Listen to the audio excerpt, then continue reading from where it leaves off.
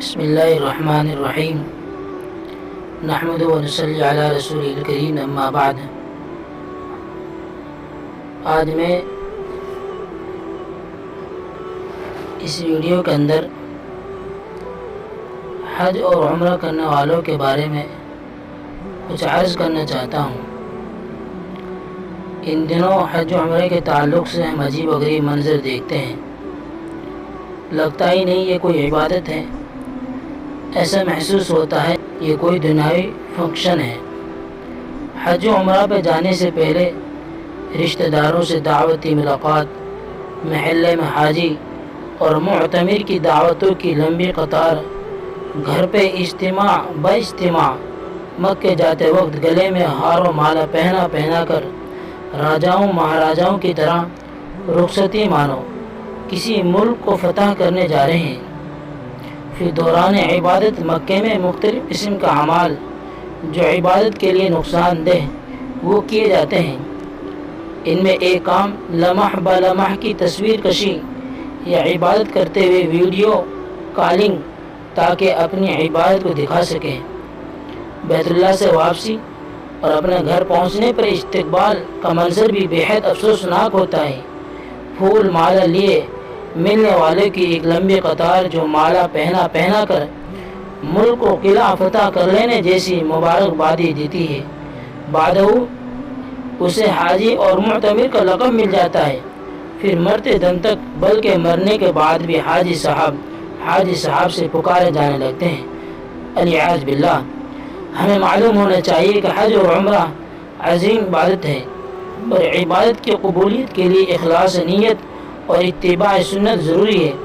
بغیر اخلاص اور بغیر اتباع رسول کے حج و عمرہ قبول نہیں ہوگا، بلکہ دین کا کوئی عمل اس کے بغیر قبول نہیں ہوتا ہے۔ ہم دیکھتے ہیں کہ آج کل کے حج و عمرہ میں نہ اخلاص ہے اور نہ ہی اتباع رسول ہے۔ اخلاص اس لیے نہیں ہے کہ لوگوں کو دکھانے کے لیے حج و عمرہ کیا جا رہا ہے۔ جو اخلاص کے ساتھ حج و عمرہ کرے گا وہ کبھی اپنی عبادت کا پرچار نہیں کرے گا۔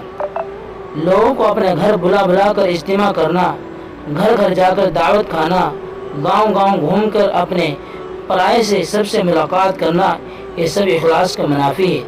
اور اتباع سنت اس لیے نہیں کہ ہمیں نبی صلی اللہ علیہ وسلم اور آپ کے پیارے اصحاب کی زندگی میں حج و عمرہ کی انجام دہی میں اس قسم کا کوئی نمونہ نہیں ملتا، اور کیسے ملے گا؟ یہ تو شہرت کی باتیں ہیں جو اخلاص کے منافی اور عمل کو غارت کرنے والی ہے۔ گویا عبادت کی قبولیت کی دونوں شرطیں آج کل کے اکثر حج و عمرہ انجام دینے والوں میں نہیں پائی جاتی۔ پھر ایسی عبادت کا انجام کیا ہوگا؟ آئیے نبی صلی اللہ علیہ وسلم کی حدیث دیکھتے ہیں۔ حضرت ابو ہریرہ رضی اللہ عنہ سے روایت ہے، انہوں نے کہا کہ میں نے رسول اللہ صلی اللہ علیہ وسلم کو یہ فرماتے ہوئے سنا، قیامت کے روز سب سے پہلا شخص جس کے خلاف فیصلہ آئے گا وہ ہوگا جسے شہید کر دیا گیا۔ اسے پیش کیا جائے گا، اللہ تعالیٰ اسے اپنی عطا کردہ نعمت کی پہچان کرائے گا تو وہ اسے پہچان لے گا۔ وہ پوچھے گا تو نے اس نعمت کے ساتھ کیا کیا؟ وہ کہے گا میں نے تیری راہ میں لڑائی کی حتیٰ کہ مجھے شہید کر دیا گیا۔ اللہ تعالیٰ فرمائے گا تو نے جھوٹ بولا، تم اس لیے لڑے تھے کہ کہا جائے یہ شخص شہید ہے، اور یہی کہا گیا۔ پھر اس کے بارے میں حکم دیا جائے گا تو اس آدمی کو منہ کے بل گھسیٹا جائے گا یہاں تک کہ آگ میں ڈال دیا جائے گا، اور وہ آدمی جس نے علم پڑھایا اور قرآن کی قرات کی اسے پیش کیا جائے گا۔ اللہ تعالیٰ اسے اپنی نعمتوں کی پہچان کرائے گا، وہ پہچان کر لے گا۔ وہ فرمائے گا تو نے ان نعمتوں کے ساتھ کیا کیا؟ وہ کہے گا میں نے علم پڑھا اور پڑھایا اور تیری خاطر قرآن کی قرات کی۔ اللہ فرمائے گا تو نے جھوٹ بولا، تو نے اس لیے علم پڑھا کہ کہا جائے یہ عالم ہے، اور تو نے قرآن اس لیے پڑھا کہ کہا جائے یہ قاری ہے۔ وہ کہا گیا، پھر اس کے بارے میں حکم دیا جائے گا، اسے منہ کے بل گھسیٹا جائے گا حتیٰ کہ دوستو آگ میں ڈال دیا جائے گا۔ اور وہ آدمی جس پر اللہ نے وسعت کی اور ہر قسم کا مال عطا کیا اسے لایا جائے گا۔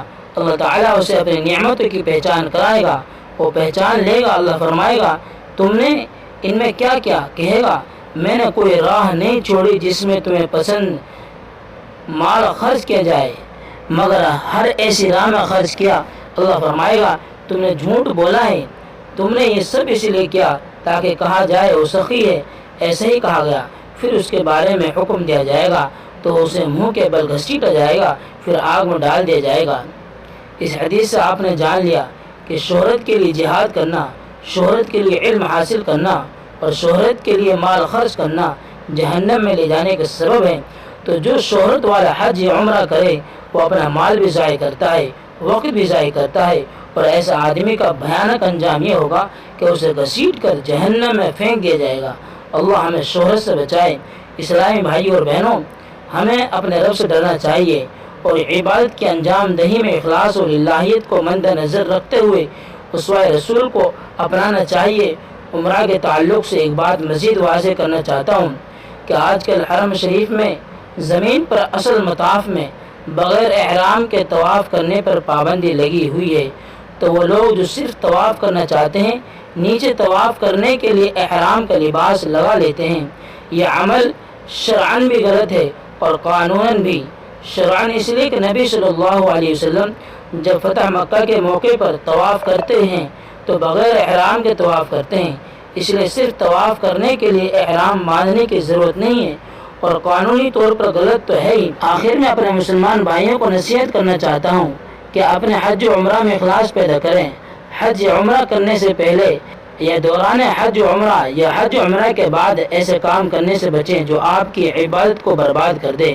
آپ یہ نہ کہیں کہ لوگ ایسے کرتے، ہم ان لوگوں کو ایسا کرنے کا حکم نہیں دیتے، یہ آپ کرتے ہیں کیونکہ آپ کے ساتھ یہ ہوتا ہے اور آپ صاحب معاملہ ہیں۔ آپ چاہیں تو یہ سب کام ہوتے رہیں گے اور آپ نہ چاہیں تو یہ سب کام بند ہو جائیں گے۔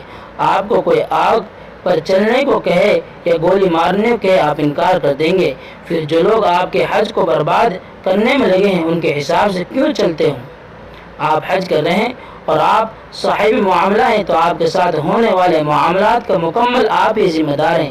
اس لیے خدا را عبادت کو عبادت ہی رہنے دیں، اس کو کھیل تماشا رسم و رواج اور فنکشن نہ بنائیں۔ یہ بڑی عظیم عبادت ہے۔ زندگی میں ایک بار ہی حج فرض ہے۔